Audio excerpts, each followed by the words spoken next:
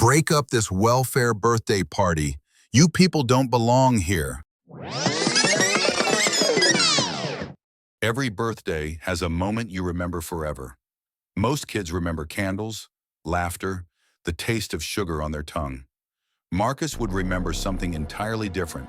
A dozen black SUVs, a lieutenant screaming in handcuffs, and the quiet weight of his father's hand resting on his shoulder like a shield carved from calm thunder.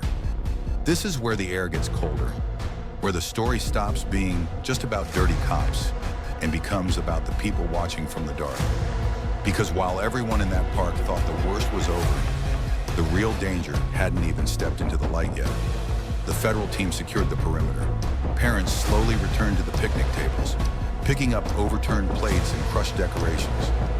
Kids resumed their tiny laughter, though it trembled like it was afraid to fully live again. James knelt beside Marcus, smoothing his son's curls with gentle fingers. "You okay, champ?" Marcus sniffed. "Why were they mean to us, Daddy?" James drew a slow breath. "Not the kind you take when you're overwhelmed. The kind you take when you're searching for truth, gentle enough not to harden a child too soon. Some people fear what they don't understand," he said softly. "But the world is bigger than fear, and you're stronger than their ignorance." Marcus nodded, though the words were too grown for his little heart. Still, he held on to them like a life jacket. James forced a smile. "Let's rebuild your birthday." But as he said it, his phone buzzed. Unknown secure channel, priority 1. His heart dropped. Not here, not today, not in front of his child. He stepped aside, lifting the phone to his ear. "Thompson." The voice on the other end was not the man from earlier. This voice was deeper, older, cold enough to frost glass. "Agent Thompson, confirm you are alone." James's chest tightened. "I'm not," he whispered. "I'm at a public location. Say it plain." A slow exhale crackled through the speaker. "Your cover may be blown." James closed his eyes. "How?" "Because the officers who harassed you today weren't just acting on ignorance." His jaw clenched. "Explain." "We intercepted a coded message sent 30 minutes before they arrived. A message sent from an unknown number with departmental access credentials. The message said, 'He's at the park. Move in. Make a scene.'" James felt the world shift under his feet. This wasn't random. This wasn't coincidence. This wasn't an everyday abuse of power. It was a setup, a planned disruption, a deliberate attempt to pull him out of hiding, and that meant someone dangerous was close. Very close. From the far edge of the park, past the grill stands and the rusted swing sets, a silhouette leaned against an old sycamore tree. Gray hoodie, black jeans, face obscured by shadows. He watched the federal agents move, watched Mitchell get shoved into the SUV, watched James comforting his son, and he smiled. A slow, cold, unbothered smile. He lifted a burner phone to his ear. "He made the call," the man murmured. "Just like you said he would." A distorted voice replied, "Good. Keep eyes on him.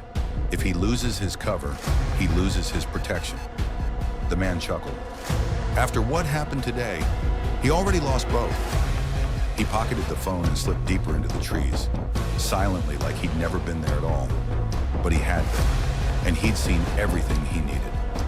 Back at the pavilion, parents gathered around James, hesitant but concerned. A woman named Jasmine put a hand on his arm. "We didn't know about your job. We didn't know you were important." James shook his head. "I'm not more important than anyone here. I just have a different responsibility." A father chimed in. "Well, whoever sent those officers needs to be exposed. We'll file complaints, statements." James raised a hand. "No, do not file anything. Don't mention this incident on social media. Don't talk to reporters. Don't even post birthday photos today." The parents stiffened. "Why?" Jasmine asked. James's eyes were dark and serious. "Because the people who orchestrated this weren't the police. They only used the police. The real threat is watching to see how I react. And the less noise we make, the harder I am to track." A chill ran through the group. Aaron, the father who tried defending them earlier, frowned. "So you think this wasn't just racism? You think this was targeted?"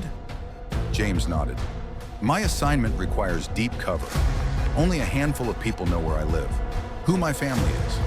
If someone found me here, then someone inside the system is feeding information to the wrong people.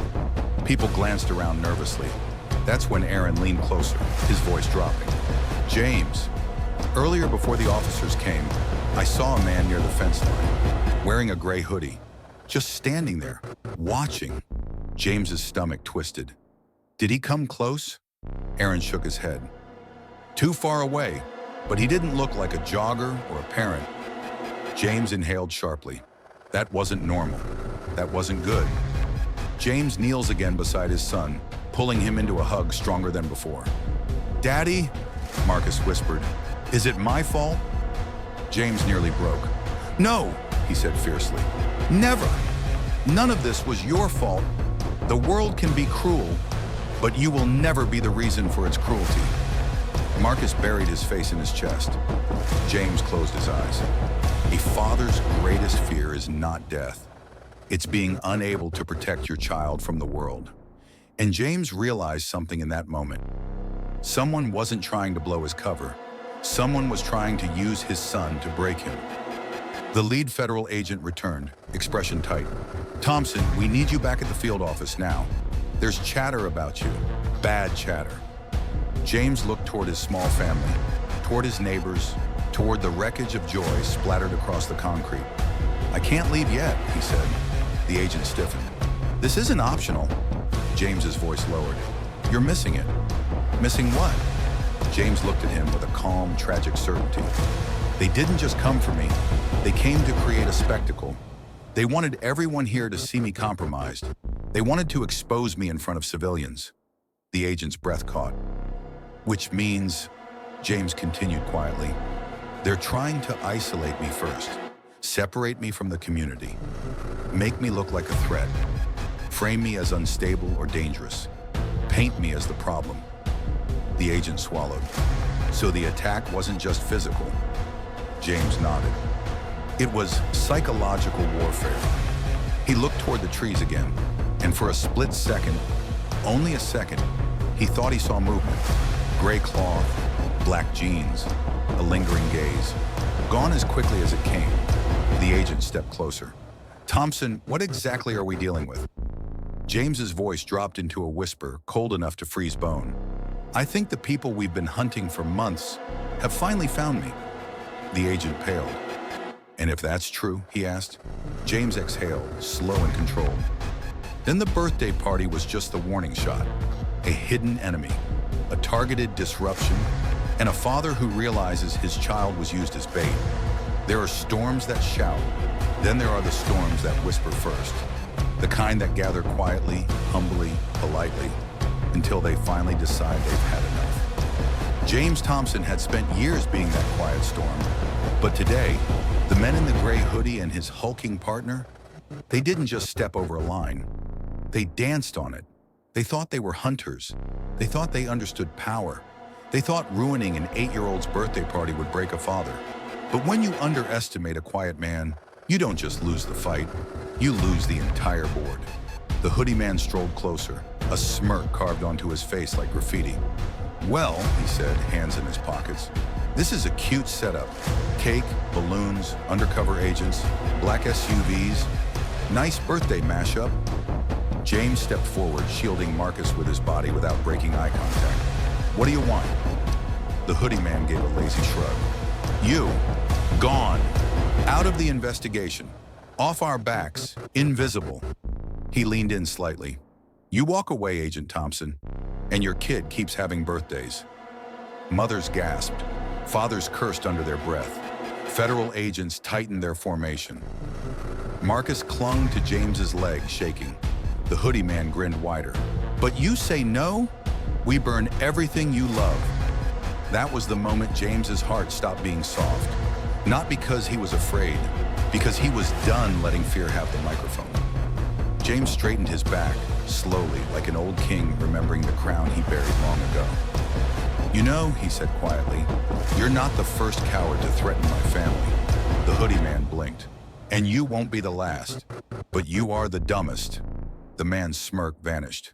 James lifted his arm slightly, revealing a discreet device on his inner sleeve. The hoodie man's eyes widened. No, no, no! James pressed the signal.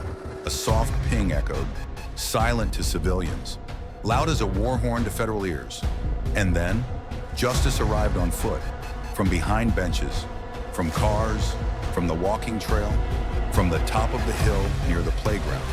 Figures emerged, undercover federal agents, intelligence officers, 2 analysts, even an embedded counterintelligence supervisor, all of them blending out of everyday clothing, badges flashing like lightning strikes.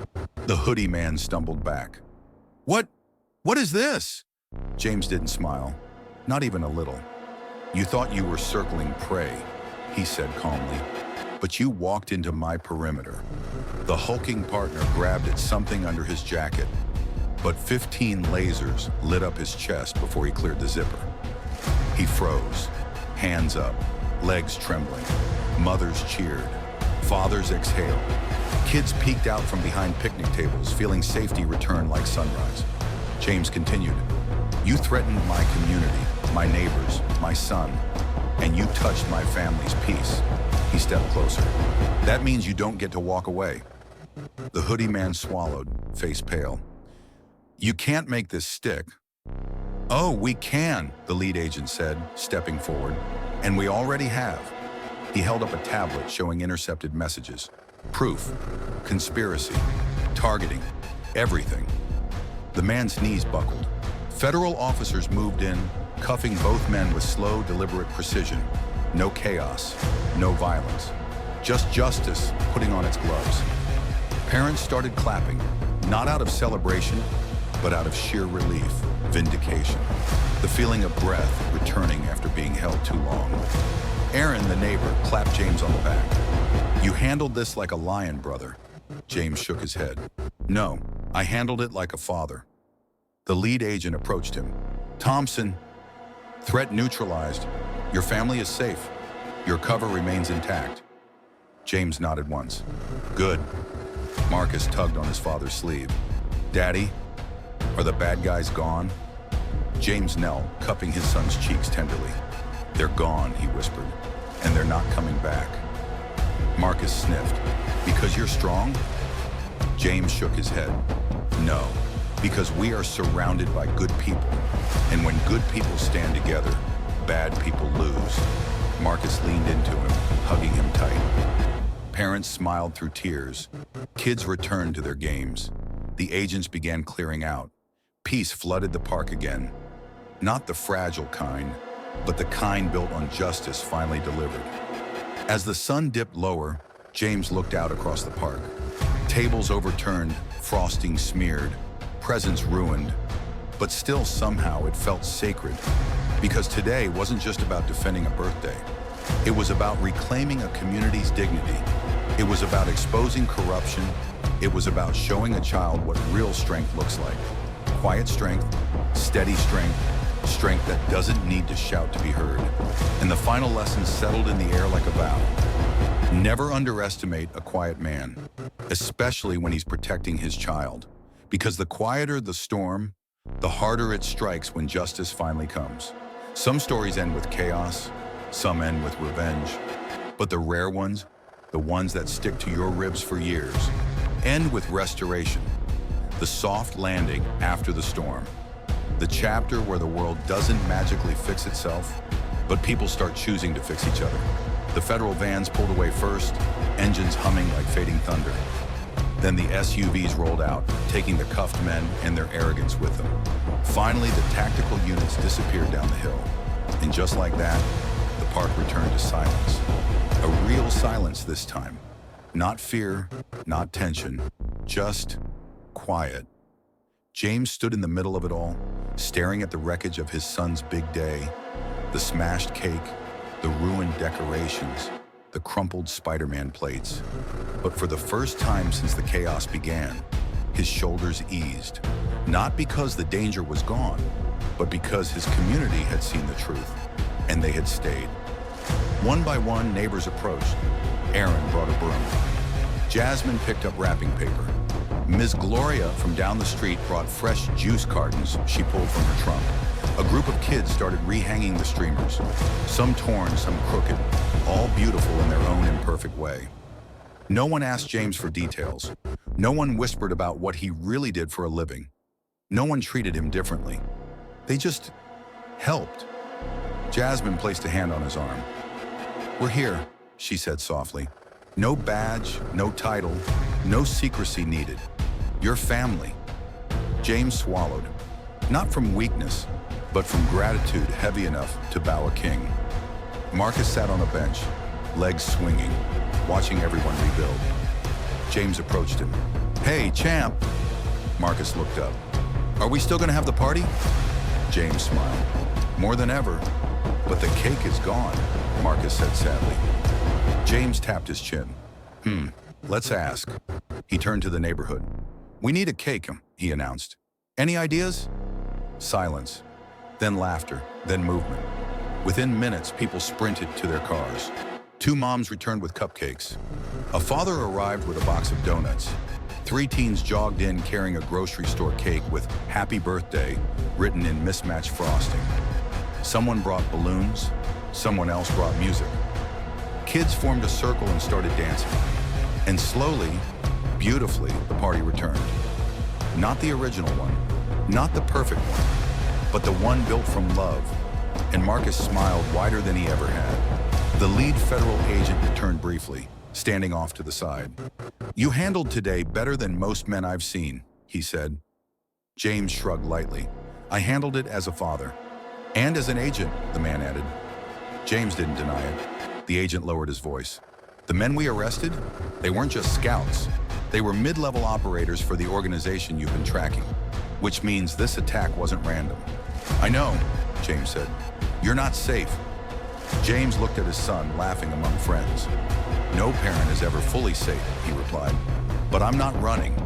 The agent nodded, then left James to his people. As the sun melted into orange light, Aaron lifted a cup of juice. "Family," he called out, "let's make something clear." Everyone turned. What happened today will not define us. We'll watch out for James, we'll watch out for little Marcus, and we'll watch out for each other. Parents raised their cups. Kids cheered. Even James felt something soften in his chest. It wasn't just a neighborhood anymore. It was a shield. The party finally ended as the sky slid into dusk. James walked home holding Marcus's hand, tiny fingers wrapped around his own. "Daddy?" Marcus asked. "Yes, bud?" "Are you gonna stop the bad guys?" James smiled. "I already did. But more will come?" "Maybe," James said honestly.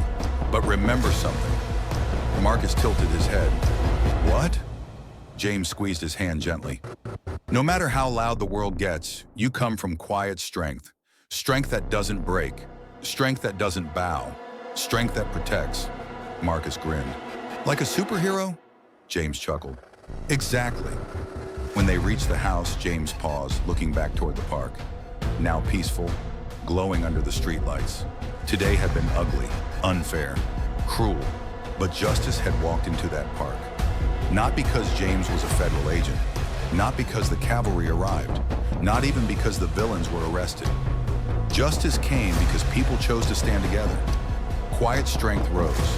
Truth spoke louder than hate, and a community decided that fear wasn't allowed on their turf. Sometimes justice arrives in handcuffs, sometimes in courtrooms, but the strongest kind arrives exactly like this, in unity, in courage, in people refusing to look away, and in the quiet man who never raised his voice, but still shook the entire system.